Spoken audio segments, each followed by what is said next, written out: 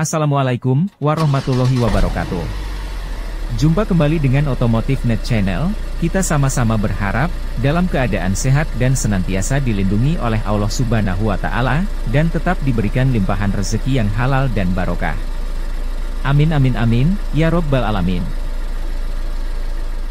Nama Chevrolet saat ini sudah semakin tenggelam dari jagat otomotif Indonesia, kalah pamor dari brand Jepang atau Eropa. Padahal dulu, merek asal Amerika sempat menguasai jalanan Indonesia.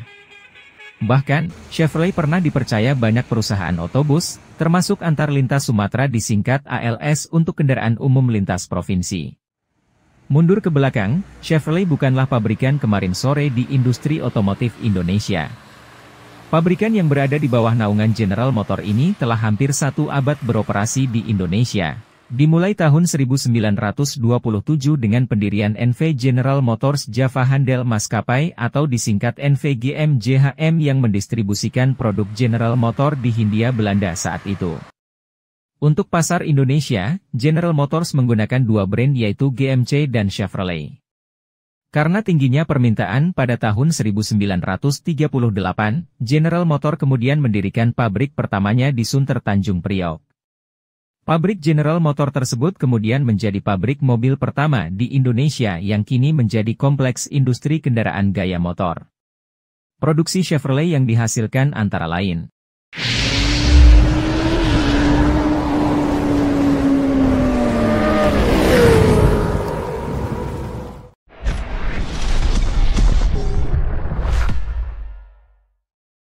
Yang pertama yang masuk ke Indonesia Chevrolet Aka Series, yang populer di tahun 1941 hingga tahun 1947. Sobat Diximania dan Otomotif Mania. Beberapa pengusaha transportasi memanfaatkan truk ini untuk dikaroserikan menjadi bus sebagai angkutan umum. Chevrolet Aka Series dibekali 2 tipe mesin, dan menggunakan mesin bensin segaris 6 silinder. Yang pertama mesin berkapasitas 3.500 cc, yang mampu menyemburkan tenaga 90 tenaga kuda. Yang kedua 3.700 cc, yang menghasilkan tenaga 93 tenaga kuda, dan menggunakan transmisi manual 3 percepatan. Beginilah tampilan Chevrolet Aka Series.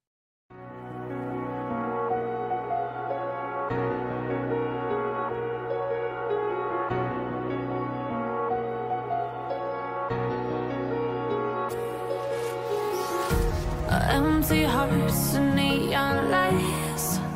They're playing with my mind. Gotta get up. Yang kedua, Chevrolet Advance Design. Chevrolet Advance Design merupakan produk truk dan bus pertama Chevrolet yang diproduksi pasca Perang Dunia II. Advance Design diproduksi dari tahun 1947 hingga 1955. Ciri yang mudah dikenali adalah grill depannya yang besar dan mempunyai kisi-kisi horizontal. Mesinnya masih mengandalkan karburator bensin segaris 6 silinder. Saat pertama muncul, terdapat 3 pilihan tenaga, yaitu 92 tenaga kuda, 102 tenaga kuda, dan 106 tenaga kuda. Pada versi facelift, yaitu versi yang dirilis antara tahun 1953 hingga 1955, opsi tenaganya naik jadi 92 tenaga kuda, 107 tenaga kuda, dan 108 tenaga kuda. Untuk jenis transmisi yang digunakan masih sama, yaitu 3 speed manual. Beginilah tampilan Chevrolet Advance Design.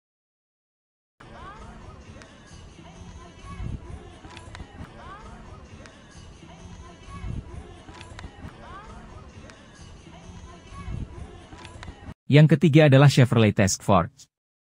Chevrolet Task Force diproduksi mulai tahun 1955 hingga tahun 1960. Cirinya adalah grill depan yang berlubang besar, dan terdapat logo Chevrolet di atasnya. Ciri lainnya adalah lampu sein bulat yang terletak tepat di bawah lampu utama. Mesinnya menggunakan mesin Stoffbolt dengan sistem pembakaran karburator bensin, dengan konfigurasi 6 silinder segaris dengan kapasitas 3.900 cc. Mesin ini juga dikenal dengan mesin Chevrolet 235. Chevy 235 adalah salah satu mesin Chevy yang paling lama diproduksi dan mampu menghasilkan 112 hingga 155 tenaga kuda, tetapi tergantung pada konfigurasi dan tahun pembuatannya. Anda masih dapat menemukan mesin Chevy 235 di banyak kendaraan Chevy klasik. Perbedaan rentang tenaga ini disebabkan oleh perbedaan intake, knalpot, dan berdasarkan transmisi yang digunakan. Mesin ini diketahui mampu bertahan ratusan ribu mil dalam waktu yang lama, dan sangat mudah diperbaiki jika ada masalah yang muncul dengannya. Mesin Chevy 235 dapat ditemukan di banyak truk GMC atau Chevrolet pada periode waktu itu, juga terkenal digunakan pada tahun pertama untuk sedan Corvette asli. Beginilah tampilan Chevrolet Task Force.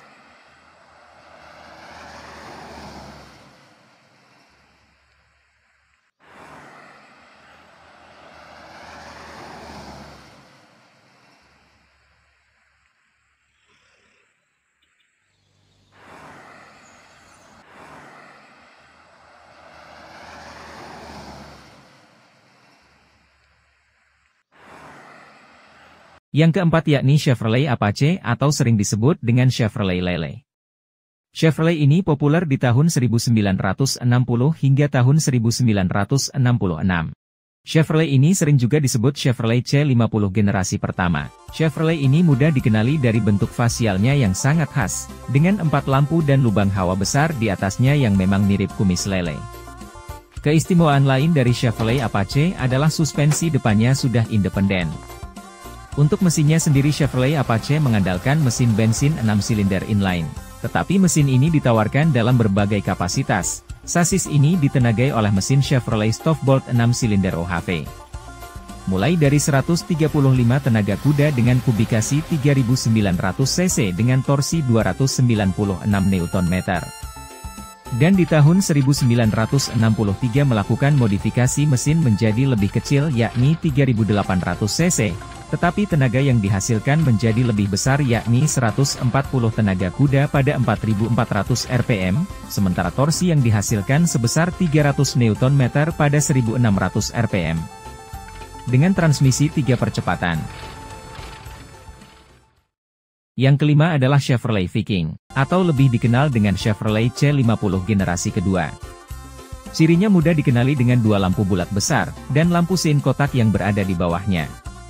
Chevrolet C50 ditenagai oleh mesin Chevrolet Stofbolt 6 silinder OHV, dengan sistem pembakaran menggunakan karburator, dengan kubikasi yang lebih besar yang berkapasitas 4100 cc, yang mampu menyemburkan tenaga 136 tenaga kuda, dan ditawarkan juga kubikasi yang lebih besar lagi, yakni 4800 cc, dengan semburan tenaga yang dihasilkan sebesar 150 tenaga kuda. Untuk transmisinya sendiri juga sudah di-upgrade menggunakan 4-speed manual.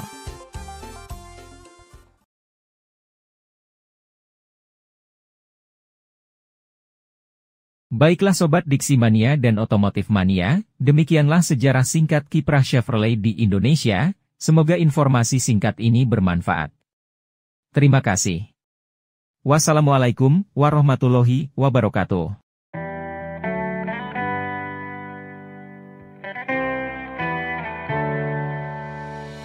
On my own, but I don't know why. You hit the road, but you don't realize I'm on the back when you're around. I won't think twice when you're gone.